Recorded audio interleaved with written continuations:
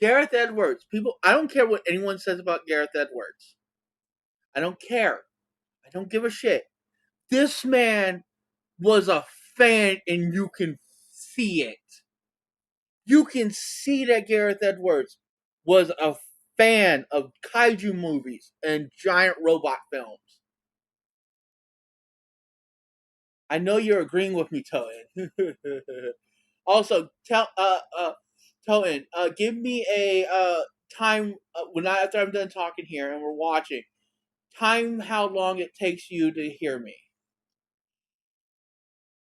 Significance in the face of nature's wrath. The story follows Navy officer Ford Brody as he becomes entangled in a global crisis when ancient parasitic creatures known as Mutos awaken and begin wreaking havoc.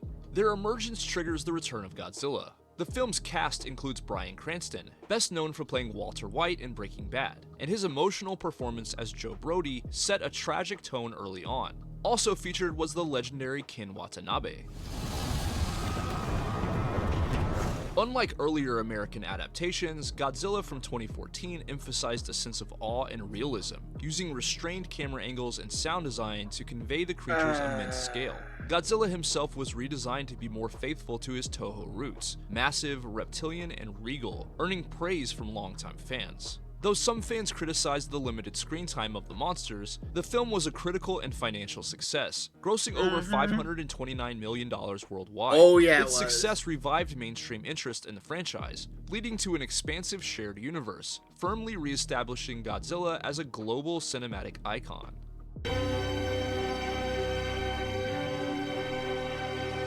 2016's Shin Godzilla was a bold reinvention of the franchise. This was a complete reboot that returned Godzilla to his Japanese roots. The story follows Japan's government as they scramble to respond when Godzilla emerges from Tokyo Bay and devastates the city. Told through the lens of bureaucracy, the film focuses on government officials and scientists desperately trying to understand and contain the creature, culminating in a plan to freeze it before it can evolve further.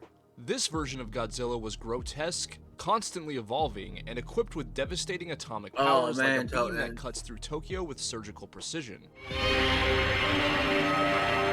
The film also heavily draws from Japan's real-world experiences with the fact is, people actually complained about this movie. By the way, I loved Shin Godzilla because people don't say I don't want fucking politics in my movie. No, actually, the movie put out a good issue.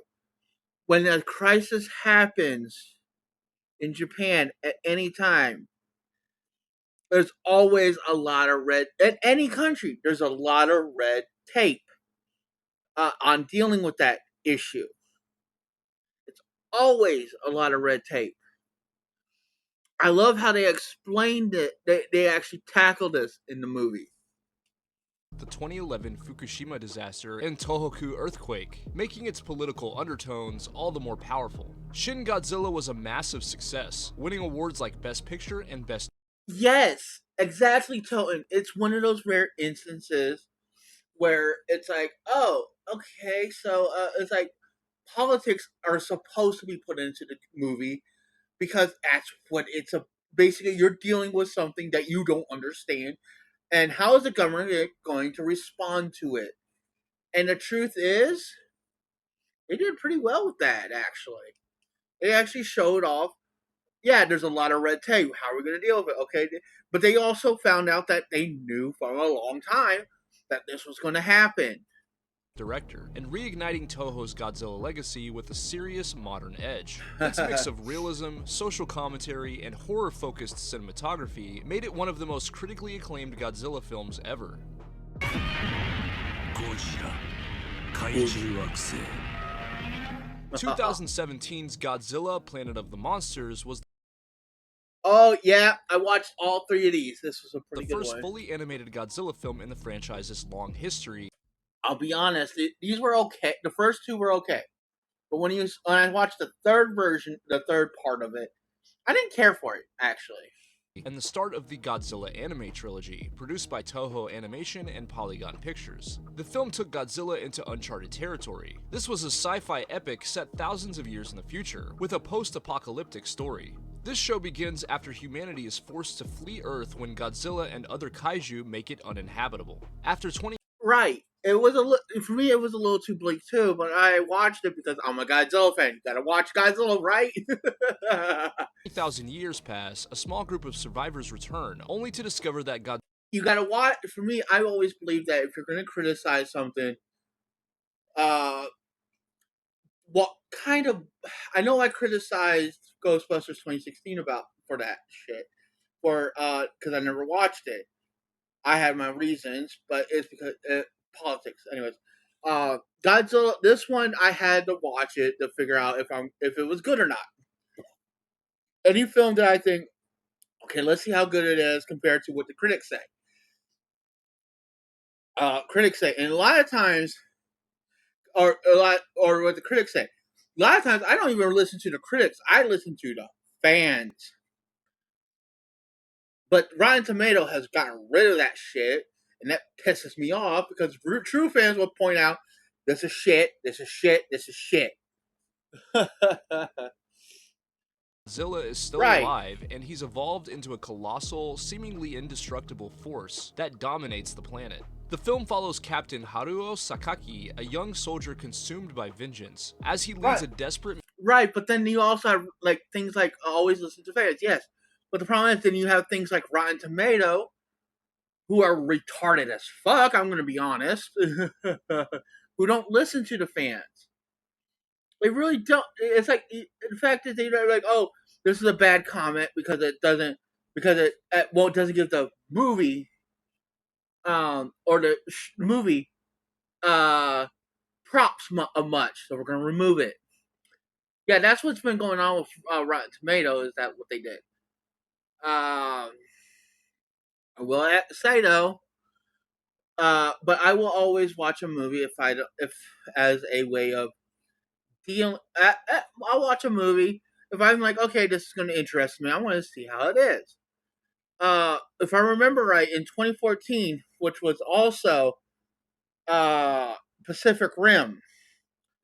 Pacific Rim, by the way, is a good movie.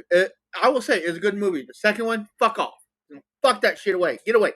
Shoot. But the second one actually had a good premise. I will be honest. Because the idea is... because if you haven't seen the second one, the idea is why the kaiju are back. Is because of Newt. I think Newt. Newt. After he did it by what was it? Not transferred. What was it? Drifted with a kaiju brain. But he did it by himself the first time. Then he did it again with Garrett. I think his name was Garrett. The other guy who was his other friend. Who was his friend, but now they're more enemies again now. With him, because but the fact is he did it again with a different a more fresh kaiju brain. The idea is that why the reason why the kaijus are back is because he is actually connected to the actual the kaiju hierarchy now. And I kind of like that idea, but they fucked up the whole premise to it too, by the way. Mission to reclaim Earth from the monster that destroyed civilization.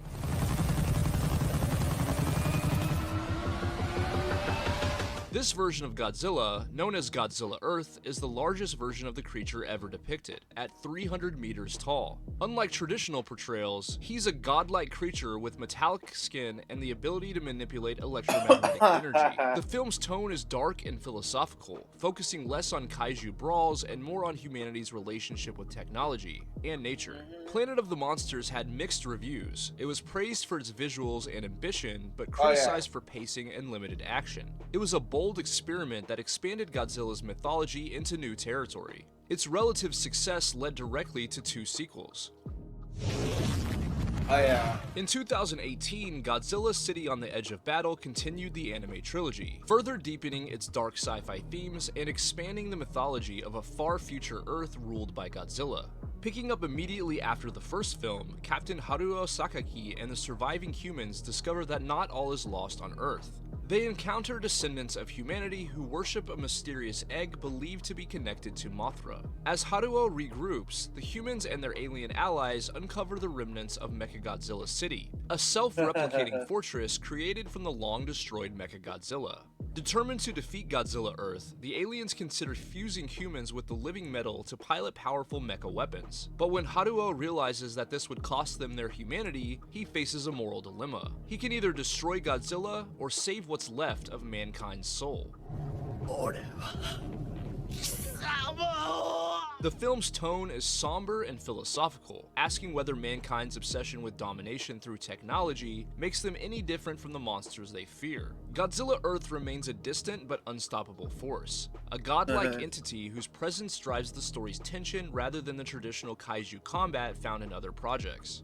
City on the Edge of Battle was praised for its deep world building and moral conflict, but divided fans for its slow pacing and minimal monster action.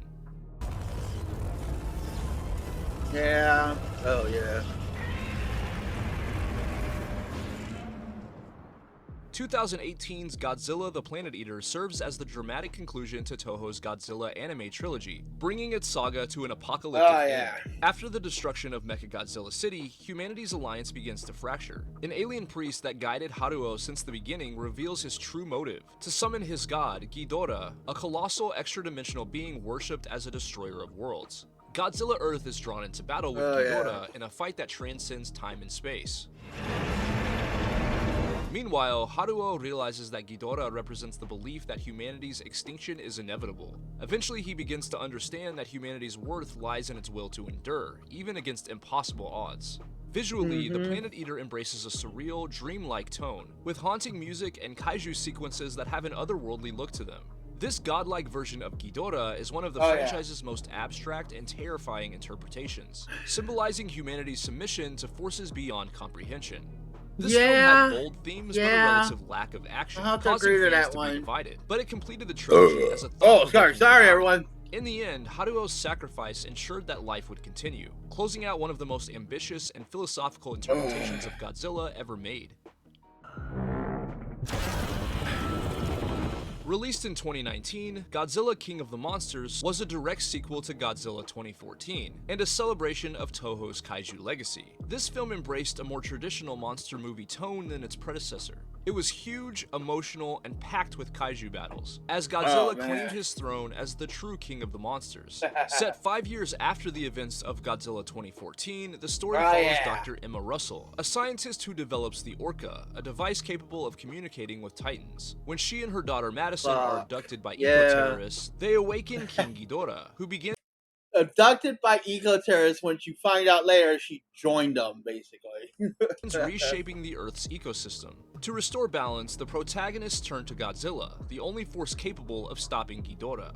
What follows is a global monster awakening, including Mothra, Rodan, and others. So this scene right here, I won't lie, actually got me, because it's like Godzilla even looks at him and goes, "Alright, thank you."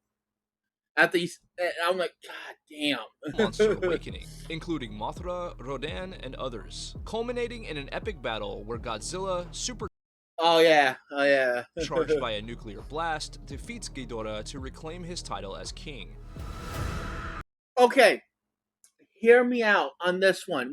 Before Godzilla shows up, I want to say something about this one. What people don't realize, I had to watch it a second time to actually catch it. When Godzilla shows up and starts fighting against the final battle, you actually hear the old theme song.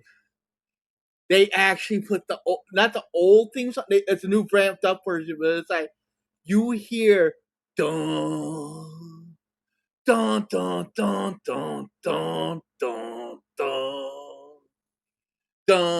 dun dun dun dun dun dun.